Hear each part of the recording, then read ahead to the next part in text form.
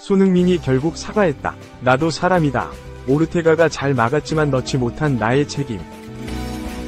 토트넘은 지난 15일 한국 시간 펼쳐진 맨체스터 시티와의 2023에서 24시즌 잉글랜드 프리미어리그 EPL 34라운드 순영 경기에서 0에서 2로 패했다.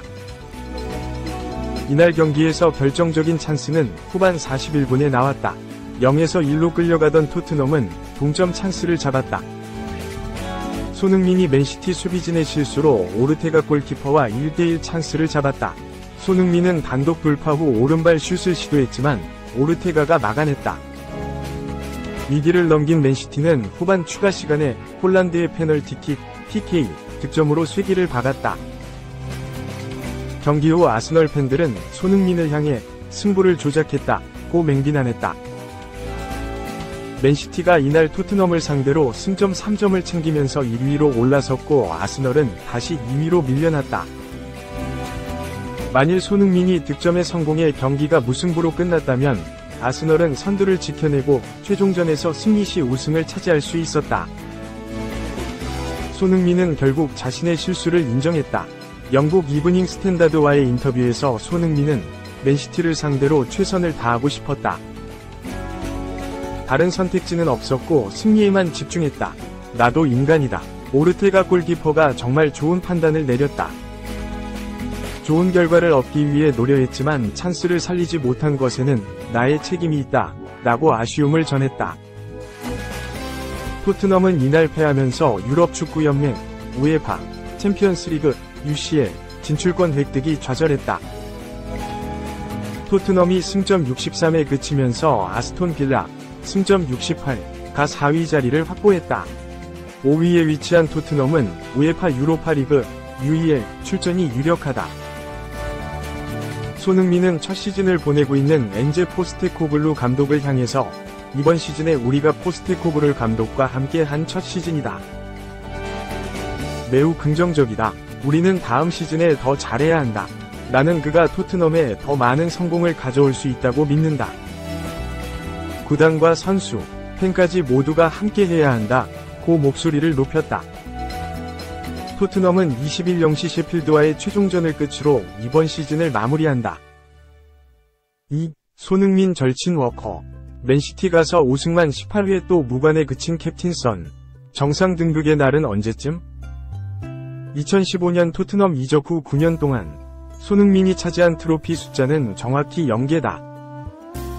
결승 무대를 경험해보지 못한 것은 아니지만 고비마다 번번이 패에 고개를 숙였다. 이런 점에서 한때 손흥민과 한솥밥을 먹었던 옛 동료의 모습이 대조된다. 주인공은 맨체스터 시티, 이하 맨시티, 위 카일 워커다. 맨시티는 20일 열린 2023-2024 잉글랜드 프리미어리그 EPL 최종 38라운드에서 웨스트햄 유나이티드를 3에서 1로 꺾고 EPL 출범 후 최초로 4연패 금자탑을 세웠다. 경기 후 모든 맨시티 선수들이 기뻐하는 가운데 우승 트로피를 들고 가운데서 활짝 웃는 워커의 모습도 보였다. 스포츠 전문 매체 스코어 90는 20일 맨시티 이적 후 커리어가 활짝 핀 워커를 집중 조명했다. 워커는 2017년 여름 토트넘을 떠나 맨시티로 이적한 뒤 줄곧 맨시티에서만 뛰고 있다. 이번 EPL 우승은 워커가 맨시티로 이적한 후 들어올린 18번째 우승 트로피다. 그에게는 맨시티 이적이 그야말로 인생을 바꿔놓은 신의 한 수였던 셈이다. 어느덧 베테랑이 된 워커는 이번 시즌 32경기에서 4도움을 기록했다. 나이는 들었지만 여전히 왕성한 활동량을 자랑한다. 특히 맨시티 우승 전선의 최대 고비라 여겨졌던 토트넘 원정 경기와 웨스트햄과 최종전에 모두 선발 출장. 풀타임을 소화하며 여전히 뛰어난 경기력을 뽐냈다. 워커는 오는 25일 열리는 맨체스터 유나이티드, 이하 맨유와의 FA컵 결승전도 앞두고 있는데 여기서 우승하면 우승 트로피 숫자를 19개로 늘릴 수 있다. 워커의 절친인 손흥민의 입장에서는 부러울 법하다. 손흥민은 동료들이 계속 떠나가는 모습을 지켜보면서도 자신은 토트넘에 남았다. 이제는 해리 케인까지 빠져나간 상황에서 주장까지 맡아 토트넘에 없어서는 안 될 존재가 됐다. 물론 손흥민은 토트넘에 남는 대신 토트넘의 전설이 되어가고 있다. 이번 시즌에는 1992년 EPL 출범 후 위고 요리스와 케인에 이어 토트넘에서만 400경기에 출전한 역대 세 번째 선수가 됐으며 162골로 구단 역대 득점 5위로 올라섰다. 이런 손흥민도 간절히 우승을 원하지만 좀처럼 기회가 오지 않고 있다. 17골 10도움의 빼어난 활약으로 토트넘의 중심임을 증명한 손흥민은 차기 시즌에는 어떤 대회든 토트넘이 정상에 서길 꿈꾼다. 3. 단케 위르겐, 리버풀. 클롭 고별전서, 황희찬 62분, 울버햄튼 2에서 0 격파. 아름다운 9년 동행 마무리. 리버풀은 20일 0시 한국 시간 리버풀 안필드에서 열린 2023에서 2024 시즌 프리미어리그 PL 38라운드 최종전에서 울버햄튼 원더러스를 상대로 2에서 0 승리를 거뒀다. 이로써 리버풀은 승점 82, 24승 10무 4패, 최종 3위로 시즌을 마무리했다. 울버햄튼은 승점 46, 13승 7무 18패, 14위라는 성적표를 받아들게 됐다. 사실 리버풀은 일찌감치 3위가 확정된 데다가 울버햄튼도 잔류에 성공했기 때문에 순위 싸움에서는 큰 동기부여가 없는 경기였다. 다만 리버풀로서는 클롭 감독의 마지막 경기이기에 의미가 컸다. 그는 지난 2015년부터 리버풀을 지휘해왔지만 이번 시즌을 끝으로 팀을 떠나기로 했다. 클롭 감독은 리버풀에서 프리미어리그 우승 1회, 2019-2020, FA컵 2021-2022, EFL컵 2021-2022, 우에파 챔피언스리그 2018-2019 등 총 7개의 트로피를 들어 올리며 전설 반열에 올랐다. 당초 클롭 감독은 2026년 여름까지 리버풀을 이끌 예정이었다. 하지만 그는 지난 1월 모든 에너지를 소진했다며 시즌을 마무리한 뒤 9년 동행을 끝내겠다고 밝혔다. 클롭 감독은 아쉽게도 PL 우승엔 실패하며 라스트 댄스를 화려하게 장식하진 못했다. 그러나 카라바오컵 우승에 이어 마지막 안필드 경기에서도 승리하며 웃는 얼굴로 떠나게 됐다. 리버풀은 4-3-3 포메이션을 택했다. 루이스 디아스 코디 각포 모하메드 살라, 알렉시스 맥 알리스터 엔도 와타루 하비 엘리엇, 앤디 로버트슨 버질 반 다이크 자렐 콴사 트렌트 알렉산더 아놀드, 알리송 베케르가 먼저 나섰다. 울버햄튼은 5-4-1 포메이션으로 시작했다. 황희찬, 마테우스 쿠냐 주앙 고메스 마리오 르미나 장리크네르 벨가르드, 라얀 아이트누리 토티 고메스 막시밀리안 킬먼 우고 부에노 넬송 세메도, 주제사가 선발 출전했다. 리버풀이 초반부터 공세를 펼치며 울버햄튼 골문을 위협했다. 울버햄튼은 황희찬이 드리블 실력을 과시하며 번뜩이긴 했지만 전체적으로 크게 밀렸다. 울버햄튼이 10명으로 싸우게 됐다. 전반 27분 세메두가 경합을 시도하다가 맥 알리스터의 발목을 위험하게 밟았다. 주심은 처음엔 옐로카드만 꺼내들었지만 온필드 리뷰를 거친 뒤 퇴장을 선언했다. 리버풀이 머지않아 선제골을 터뜨렸다. 전반 34분 엘리엇이 우측에서 크로스를 올렸다. 이를 맥 알리스터가 머리로 돌려놓으며 골망을 갈랐다. 리버풀이 빠르게 2골 차로 달아났다.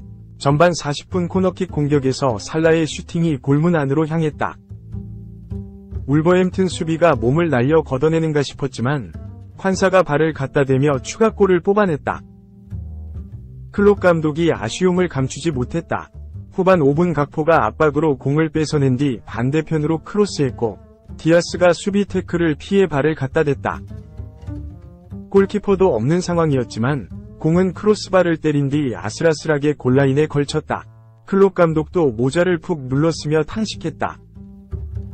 황희찬이 시즌을 마감했다. 게리 오닐 감독은 후반 17분 황희찬을 빼고 맷 도어티를 투입했다. 황희찬으로선 리그에서만 12골 3도움을 올리며 커리어 하이를 경신한 시즌이었다. 더 이상 골은 나오지 않았다. 후반 24분 살라의 날카로운 슈팅은 골키퍼 사이 슈퍼세이브에 가로막혔고 후반 41분 도어티의 헤더 득점은 오프사이드로 취소됐다. 클롭 감독의 리버풀 고별전은 그대로 2에서 0 승리로 마무리됐다. 4. 레알의 눈은 틀리지 않았다. 19살 300억, 튀르키예 메시.